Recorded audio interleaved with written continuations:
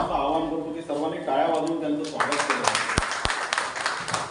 आपला हा जो राष्ट्रीय पत्रकार दिन जो आहे मित्रांनो, तो समाजातल्या वंचित घटकांमध्ये जे काही लोक चांगली काम करत असतात त्यांचा सत्कार, त्यांची दखल घेण्याचा एक सुदिन आहे. आणि खऱ्या अर्थाने आपण खऱ्यांचा सत्कार करून आज पत्रकारिता दिनाचं एक जाज्वल्य उदाहरण आपण प्रस्तुत केलेलं आहे. मी या ठिकाणी मुद्दाम WH न्यूजचे विजय खवसे यांचं अभिनंदन करतो आणि त्यांना धन्यवादही देतो. या कार्यक्रमाचे अध्यक्ष आमचे सन्मित्र प्रदीपदादा मैत्र, या ठिकाणी प्रामुख्याने उपस्थित असलेले प्रकाश भाऊ गोरे, प्रवीण टाके, दुपारेजी, गायकवाडजी, अनेक आमचे सन्मित्र आहेत. आमचा युवा मित्र देवनाथ आहे. अनेक ओळखीचे चेहरे मला इथे दिसत आहेत. या पत्रकार दिनी मी या सर्वांचं स्वागत करतो मनापासून. आणि म्हणजे या विषयाची सुरुवात करताना पत्रकारिता म्हणजे काय असते, पत्रकारिता हा अवतालातील आदर्शांचा शोध घेत राष्ट्रीय आंतरराष्ट्रीय पातळीवर पोहोचण्याचं एक माध्यम असते असं मला या ठिकाणी सांगावं वाटतं. आणि कार्यक्रमाची सुरुवात कसं आहे माहिती का, आपल्या भोवतालातून केली पाहिजे. आपल्या अवतीभोवती जे लोक असतात, आपण सर्वात आधी गृहीत कोणाला धरतो तर आपल्या आई वडिलांना धरतो, घरात समजा जर असेल तर, त्याच्यानंतर आपल्या शेजाऱ्यांना धरतो. पण अलीकडची अवस्था अशी आहे की आपण पाकिस्तान सोबत बोलतो पण शेजाऱ्यांसोबत मात्र बोलत नाही. ही आपली अवस्था आहे. म्हणून पत्रकारिता दिनाच्या दिवशी पत्रकारांनी म्हणजे हे सभागृह गर्दीने खचाखच भरलेला आहे. आजकाल अशी अवस्था प्रकार फार कमी मिळते. पत्रकारांना ऐकायला इतके जण येतात, टाळ्या वाजवल्या पाहिजे. म्हणजे आजकाल पत्रकारांना भाड्याचं घर कोणी देत नाही. मी माझ्या सासूबाईला 2 वेळा नमस्कार करतो, तुम्ही मुलगी दिली म्हटलं मला. गमतीची गोष्ट नसली तरी वास्तविकता आहे. तर मला तुम्हाला हे सांगायचं आहे मित्रांनो, जोक अपार्ट, आपल्यामध्ये प्रदीप कुमार मैत्र हे असे उदाहरण आहेत. यांचा जन्म कुठे झाला तुम्हाला काय वाटते? नागपुरात झाला का? भारतात झाला का? नाही, हे बांगलादेश मधून आलेले आहेत. म्हणजे समजा जर उद्या अमित शहांनी राष्ट्रीय पॉलिसी आणली की आपल्या देशातल्या लोकांनी इथे राहावी तर सगळ्यात मोठी आपत प्रदीपदादांची येणार आहे. पण आपणच त्यांच्या सोबतीत राहणार आहोत, आपण त्यांना काही जाऊ देणार नाही. मला या ठिकाणी पत्रकारिता दिनाच्या दिवशी प्रकाश भाऊ असं सांगावं असं वाटतं की 40 वर्षांच्या पूर्वी आपले अध्यक्ष या समारोहाचे जे काही आहेत ते बांगलादेशमध्ये जन्मलेले आहेत. ते मजल दरमजल करत 40 वर्ष त्यांच्या पत्रकारितेला झाले आहेत. ते नागपुरात आले, या प्रेस क्लबचे अध्यक्ष झाले आणि त्यांच्या कृपाशीर्वादाने आपण इथे आज हा कार्यक्रम घेतोय.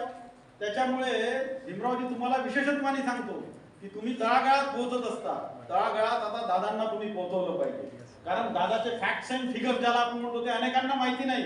पण हे आपल्यासाठी अभिमानास्पद गोष्ट आहे की दादा गमतीचा भाग सोडा, पण एखादा माणूस बांगलादेशातून जन्मलेला माणूस समजा जर नागपुरात येतो, नागपूर मुंबई सारखंच महानगर आहे मित्रांनो. त्याच्यामुळे या महानगरातल्या वंचितांचा शोध घेण्याचा जो काही वसा दादांनी त्या काळापासून घेतलेला आहे तो या पत्रकारितेच्या दिनी आपण सर्वांनी उन्नत करावा एवढंच आवाहन मी तुम्हाला करतो.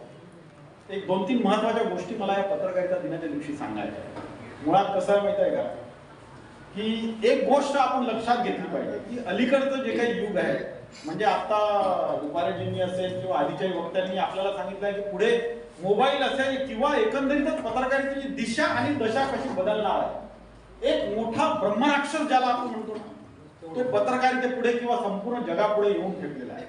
त्या राक्षसाचं नाव आहे आर्टिफिशियल इंटेलिजन्स. आता हे आर्टिफिशियल इंटेलिजन्स म्हणजे जिथे मी पोहोचलोच नाही तिथे पोहोचून मी काय कारवाया केल्या हे मी स्वतः जेवढं सांगत नाही त्यापेक्षा ठाशीव पद्धतीने सांगण्याचं एक महाभयंकर अस्त्र आहे. आता हे आर्टिफिशियल इंटेलिजन्सचा धसका इतक्या जणांनी घेतलेला आहे. ते डीप फेक किंवा काही अशा ज्या काही बातम्या आपण ऐकतो या अत्यंत चाणाक्ष पद्धतीने आपण बघितल्या पाहिजे. त्याचं कारण असं आहे की आपण असं म्हणतो की माझ्या डोळ्यासमोर घडलेली एखादी घटना आहे, पण मी जिथे पोहोचलो नाही तशी घटना सुद्धा तो बनाव करून आपल्या समोर अशा पद्धतीने पेश केलं जाईल की आपल्याला असं वाटेल की हा अमुक माणूस खोटा बोलतो. म्हणजे खोटं सुद्धा सांगा पण आभासी पद्धतीने इतकं खऱ्या पद्धतीने सांगा की जे आपल्याला खरं वाटलं पाहिजे. म्हणून मला असं वाटतं, मी एक उदाहरण तुम्हाला देतो की एक मेटावर्सचे नाव तुम्ही म्हणजे विजयजी तुमच्या मुलांनी नक्कीच ऐकलं. किंवा तुमच्या मुलींनी नक्कीच ऐकलं असेल, हे मेटावर्स हे डिजिटल जग आहे. या डिजिटल जगामध्ये प्रदीप भैया एक मोठी भयंकर गोष्ट काही दिवसांपूर्वी घडली. या मेटावर्स मध्ये काय असतं माहिती का, आभासी पद्धतीने आपलेच रूप आपण समोर ठेवून असे प्रत्येक जणांशी ते खेळत असतात. म्हणजे मी जरी नसलो तरी माझं व्हर्च्युअल व्हर्जन ज्याला आपण म्हणतो ते समोर आलेलं असतं. तर ह्या आभासी जगामध्ये असा खेळ सुरू असताना एका अल्पवयीन मुलीवर आभासी पद्धतीने बलात्कार. तुम्ही विचार करा, आपण जे काही डोक्यात येतं ते काही घडवू शकतो अशातला काही भाग नाही, पण आभासी म्हणजे व्हर्च्युअल रूपामध्ये आहे हे माहिती असतानाही, म्हणजे ही मुलगी खरी नाही हे माहिती असताना सुद्धा अन्य लोक जे काही ते व्हर्च्युअली प्रस्तुत किंवा उपस्थित होते त्या लोकांनी सामूहिक बलात्कार केला तिच्यावर. म्हणजे जे आपल्या मनात येतं ते अशा भयानक पद्धतीने समोर येण्याचा हा काळ आहे. आताच राजकीय नेत्यांचा उल्लेख कोणीतरी वक्त्यांनी केला. कसं वागावं याचं उदाहरण म्हणजे सामान्य माणसं आहे आणि कसं वागू नये याचं उदाहरण म्हणजे आजकालची काही राजकीय नेते. म्हणजे एक समजा जर भोंगा बोलल्यानंतर दुसरा भोंगा बोलतो, क्रिया आणि प्रतिक्रिया. आणि मला या ठिकाणी डिजिटल माध्यमाचे युवक फार मोठ्या संख्येने दिसत आहेत. मला या लोकांना सांगायचं आहे, या व्यक्तींना ममत्वानी आणि कनवाळू पद्धतीने सांगायचं आहे. कोणीतरी येतो आणि आपण बोलतो म्हणून दाखवतो आणि सर्व जगाला आपण त्यांच्या विरुद्ध झुंजणारी जे कोंबड्यांची झुंज प्रकाश भाऊ आपण पाहत होतो ती पण आपण थोड्या वेळ पाहतो. दिवसभर कोंबड्यांची झुंज आपण पाहत नाही. नव्या युगाने आरंभलेली ही नेते मंडळींची कोंबड्यांची झुंज आहे, ती किती वेळ पाहायची आहे याच्यापेक्षा ती किती वेळ दाखवायची याचं भान, हा विवेक ठेवण्याची सर्वात मोठी जबाबदारी कोणाची असेल तर ती डिजिटल माध्यम. आणि म्हणून डिजिटल माध्यमांनी समजा जर स्टॉप बटन दाबली तर ही कोंबड्यांची झुंज रोज पाहायचं भाग्य मी इन्व्हर्टेड कॉमामध्ये म्हणतोय, जे तमाम महाराष्ट्रीयन मंडळींच्या किंवा देशातल्या मंडळींच्या माथी आपण थोपवतोय त्याच्यावर ते रोखलं जाऊ शकेल असं मला नम्रतेने सांगायचं आहे. आता मला वाटतं कोणीतरी एक असा प्रश्न केला की आपल्या देशामध्ये पत्रकारांवर हल्ले वाढत चालले. पत्रकारांवर हल्ले वाढत चालले नक्कीच. कालच्या महाराष्ट्राच्या जतीन देसाईंचा खूप सुंदर लेख होता. मला हे सांगायचं आहे की अनेक पत्रकार आपल्या जीवाची पर्वा न करता सामान्यांसाठी झटत असतात. एक अंत्योदय मिशन, अंत्योदय नावाचा एक सरकारचा एक मिशन आहे. आणि अंत्योदयाचा अर्थ काय असतो? अंत्य व्यक्तीचा उदय, म्हणजे जो सर्वात शेवटी आहे त्याचा उदय झाला पाहिजे म्हणजे अंत्योदय होईल. आता हा अंत्योदय घडवत असताना असे अनेक पत्रकार प्रत्यक्ष युद्धभूमीवर जात असतात आणि त्या युद्धभूमीवर जाऊन ते बातमी देत असतात, वार्तांकन करत असतात. रिपोर्टर्स विदाउट बॉर्डर्स आणि इंटरनॅशनल फेडरेशन ऑफ जर्नलिस्ट या दोन मोठ्या आंतरराष्ट्रीय संघटना आहेत. या डिसेंबरच्या शेवटी दरवर्षी किती पत्रकार आपलं कर्तव्य बजावत असताना मृत्युमुखी पडले आणि किती पत्रकारांना हल्ल्यांना सामोरे जावं लागलं याची आकडेवारी दरवर्षी सादर करत असते. ती डिसेंबरमध्ये सादर करते. आणि पत्रकारांवर हल्ले वाढत असताना मागच्या वर्षी म्हणजे 2023 मध्ये जो आकडा आलाय तो 120 पत्रकार ठार झाले. 120 पत्रकार जे ठार झालेले आहेत जगभरामध्ये आणि यातला 68% पत्रकार जो काय आहे तो गाझा पट्टीमध्ये ठार.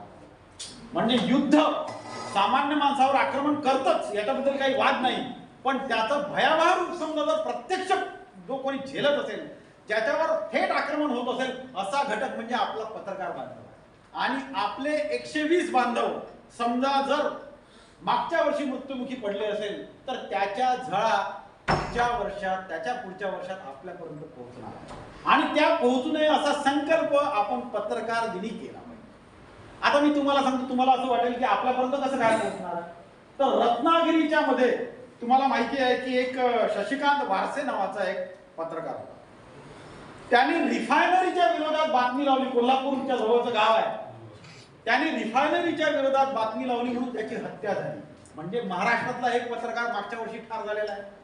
मग हा शशिकांत वारसे किंवा काही हा आपला बांधव असेल, तो समजा जर रिफायनरीच्या विरोधात लढताना म्हणजे पत्रकारिता करताना मारल्या जात असेल आणि नागपूरच्या पत्रकारांना समजा जर पत्रकार दिनापर्यंत पाहिजे त्या प्रमाणात त्याची माहिती समजा जर पोहोचत नसेल तर आपण कुठेतरी सामान्य लोकांपासून दूर जातो आहे याचं भान आपण ठेवू. म्हणजे अशा गोष्टी अनेक आहेत, मी सांगू अनेक शकतो. एक षण्मुगम नावाचा एक मंजुनाथ षण्मुगम फाउंडेशन आहे. हा मंजुनाथ षण्मुगम हा इंडियन ऑइल कॉर्पोरेशनचा एक कर्मचारी होता. 2005 मध्ये लखीमपूर खीरी माहिती आहे, उत्तर प्रदेशातलं गाव अलीकडे गाजलेला, तिथे तो पेट्रोलियम अधिकारी होता. त्याने एक भ्रष्ट पेट्रोल पंप सील केला. 2005 ची गोष्ट आहे बरं का. त्याने एका पेट्रोल पंपाला सील केलं कारण तिथे भेसळ केली जात होती. या मंजुनाथ षण्मुगमची, या पेट्रोलियमची जी काही लॉबी आहे त्यांनी हत्या केली. हा एक अतिशय प्रामाणिक अधिकारी होता मित्रांनो. 2006 मध्ये मंजुनाथ षण्मुगमचे सर्व मित्र एकत्र आले देशभरातले, कारण तो मोठा अधिकारी होता, आणि त्यांनी मंजुनाथ षण्मुगम ट्रस्ट स्थापन केला. आणि त्या मंजुनाथ षण्मुगम ट्रस्टचं 2006 पासून ते देशभरातल्या प्रामाणिक चळवळी कार्यकर्त्यांना ते पुरस्कार देत असतात. आता मी हे तुमची इतक्या दिवसांपूर्वीची गोष्ट का बरं सांगतोय, कारण त्या पुरस्काराचा एक मानकरी आपल्या अमरावती जिल्ह्यातला आहे. तो साधा पटवारी आहे. विनोद अढाऊ हे त्याचं नाव आहे. या विनोद अढाऊ या छोट्या पटवाऱ्याने एकच काम केलं. तेव्हाच्या राज्य सरकारने सांगितलं की आपल्याला माहिती आहे की आपण मोजमाप करतो तलाठी किंवा पटवारी, आणि त्याच्यानुसार दुष्काळ ठरत असतो. त्याला असं सांगण्यात आलं होतं की तुझ्या तालुक्यात एवढा एवढा पाऊस झाला म्हणून लिहून टाक, म्हणजे मग आपण या तालुक्याला दुष्काळी तालुका म्हणून घोषित करणार नाही. या विनोद अढाऊंनी त्यावेळेस, म्हणजे ठसन असली पाहिजे तर मुंगीची तरी असली पाहिजे, या विनोद अढाऊ नावाच्या एका पटवाऱ्याने काही वर्षांच्या पूर्वी आपल्या वरच्या वरिष्ठांना सांगितलं की समजा जर मला हे काम करायचं असेल तर मला तसा पद्धतशीर पत्रव्यवहार करावा किंवा मला तशी मेल टाकावी. आता तोंडी आदेश ज्याला आपण म्हणतो ना, तोंडी आदेश देऊन समजा दुष्काळग्रस्त तालुके नामशेष करण्याचं कंत्राट काही नेते मंडळींनी समजा जर घेतलं असेल तर त्याच्या विरुद्ध एक मुंगीची लढाई लढणाऱ्या माणसाचं नाव होतं विनोद. आणि याला हा कुठला माणूस षण्मुगम जो होता याच्या ट्रस्टनी हुडकून काढलं. महाराष्ट्रातल्या विनोद अढाऊला त्यांनी सांगितलं की तुम्ही प्लेननी बंगलोरला या. विनोद अढाऊ म्हणाला मी साधा माणूस आहे, मी साधा पटवारी आहे. आता पटवारी याचं डिग्रेडेशन किती झाला तुम्हाला माहिती आहे, पण हा विनोद अढाऊ 15 वर्षांच्या पूर्वी त्यांना सांगितलं की मी ट्रेननी येऊ शकतो, त्याच्यामुळे मी ट्रेननी येईल. ट्रेननी प्रवास करून त्यांनी मंजुनाथ षण्मुगम पुरस्कार दिला. आपल्या अवतीभोवती असे अनेक आदर्श नेहमी दिसत असतात. मला असं वाटतं की अशा या चांगल्या माणसांना आपण शोधणे आणि त्यांना पुरस्कृत करण्याचा वसा आपण पत्रकार दिनी घेतला पाहिजे. पत्रकार दिनी बोलण्यासारखं खूप आहे.